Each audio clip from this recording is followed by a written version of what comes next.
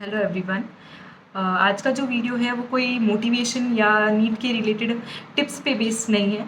आज का वीडियो आप सभी को पता है कि नीट का रिज़ल्ट आया है और उसमें जो भी बच्चों की रैंक्स आई हैं और ख़ास करके जो मार्क्स उनको दिए गए हैं उसके ऊपर डिस्कशन है। सबसे पहली बात तो कि जब से रिज़ल्ट आया है उसके 2-3 दिन तक मैं बस यही देख रही थी कि लोगों के उस पे रिएक्शंस क्या हैं, लोगों की रैंक्स क्या आ रही है, उन चीज़ों को मैं एनालाइज़ करने की कोशिश कर रही थी।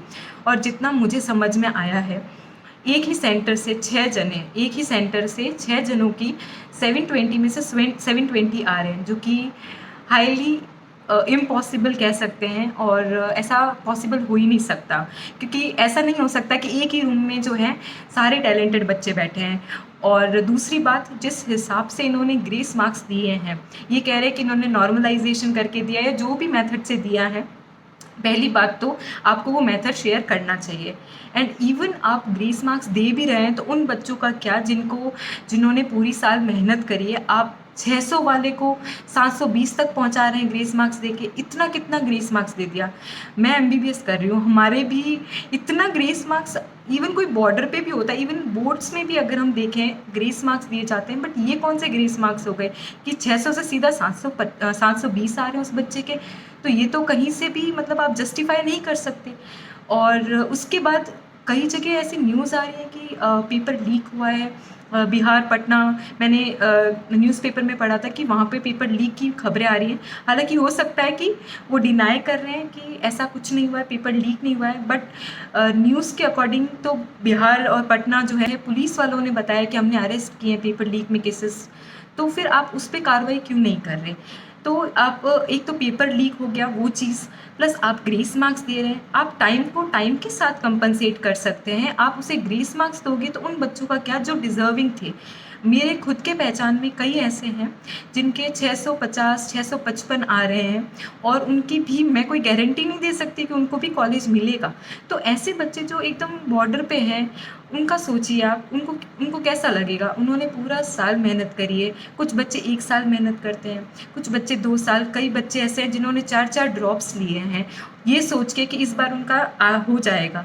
और 640 650 630 वाले कई बच्चे हैं जिनकी रैंक 30,000 40,000 तक पहुंच गई है। तो इतना रैंक इन्फ्लेशन तो नहीं पॉसिबल है। प्लस आप पिछले साल को कंपेयर करें 720 वाले और इस साल को कंपेयर करें तो वो भी बिल्कुल जस्टिफाइड नहीं है। पिछले साल और इस साल में डिफरेंस देखिए आप, 67 बच्चों के 720 आ रहे हैं। तो ये कैसे पॉसिबल है? तो आप थोड़ा सोचिए इस बात को। और मेरा रिक्वेस्ट है कि जितने भी लोग मेरा वीडियो देख रहे हैं, उनके पेरेंट्स और जो बच्चे हैं, आप चुप मत रहिए। आप अपनी आवाज़ उठाइए। जो भी आपके पास रास्ते हैं, जैसे कि आप अपना ट्विटर है या सपोर्ट कीजिए। जो भी लोग आपको सपोर्ट करेंगे, जो भी कोचिंग इंस्टीट्यूट है जो सपोर्ट कर रहे हैं नीट के इस रिज़ल्ट के अगेंस्ट अपनी आवाज़ उठा रहे हैं, कुछ लोग सुप्रीम कोर्ट तक गए हैं, तो आप भी कोशिश करें कि अपना जितना सपोर्ट है इन बच्चों को दीजिए। और क्योंकि ये तो इनके साथ हुआ है, कल को आपके बच्चों के साथ भी ऐसा होगा और मैं नहीं चाहती कि किसी का भी सपना इस तरह से टूटे। तो सबके सपने पूरे होने चाहिए, एटलीस्ट उन बच्चों के लिए जिन्होंने हार्ड वर्क करी है। तो एटलीस्ट उनका सपना डिज़र्व है, वो डिज़र्व करते हैं कि उनका सपना पूरा हो। तो प्लीज़ जितने भी लोग मेरा वीडियो देख रहे हैं, आप सपोर्ट करिए और इस चीज़ को जितना हो सके लोगों तक पहुंचाइए। उन्हें पता चलना चाहिए कि किस लेवल पर स्कैम हो रहा है। और एनटीए से मेरी रिक्वेस्ट है कि आप पूरी इन्वेस्टिगेशन करें इस बात पे और जितना हो सके कोशिश कीजिए कि एक बार अगर हो सके तो नीट करवा दीजिए, ताकि बच्चों को जो है सबको इक्वल अपॉर्चुनिटी मिल जाए। आई नो कि डिफ़िकल्ट है इतने बड़े लेवल पर, और 24 लाख लोगों का जो है एग्ज़ाम करवाना बहुत डिफ़िकल्ट है। बट अगर इस तरह से एडमिशन होने लगे तो मेडिकल फील्ड को जो है डिज़र्विंग जो है डॉक्टर्स नहीं मिल पाएंगे। और मैं नहीं चाहती कि हमारी फील्ड में ऐसे लोग एंटर हों जो डिज़र्विंग नहीं है। जो हार्ड वर्क कर रहे हैं सिर्फ वही हमारी फील्ड में आए और वही डिज़र्व करते हैं डॉक्टर बनना। और जो भी पेरेंट्स, स्पेशली जिनके बच्चे जो हैं इस बार नीट दिए हैं। प्लीज़ आप लोग अपने बच्चों पे ज़्यादा प्रेशर मत डालिए। उन्होंने बहुत मेहनत करी है और कईयों के मैंने सुना है कि रिज़ल्ट में जो है कई लोगों के मार्क्स ज़्यादा थे और बाद में जो है रिज़ल्ट के बाद कम हो गए हैं।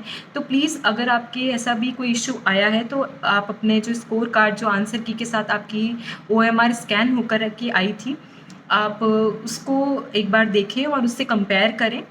और अगर ऐसा हो रहा है तो अपनी आवाज़ उठाएं और उसके साथ आप जो है पूरा सपोर्ट कीजिए इन स्टूडेंट्स को और कोशिश करिए कि ज़्यादा से ज़्यादा लोगों तक ये बात पहुँचे।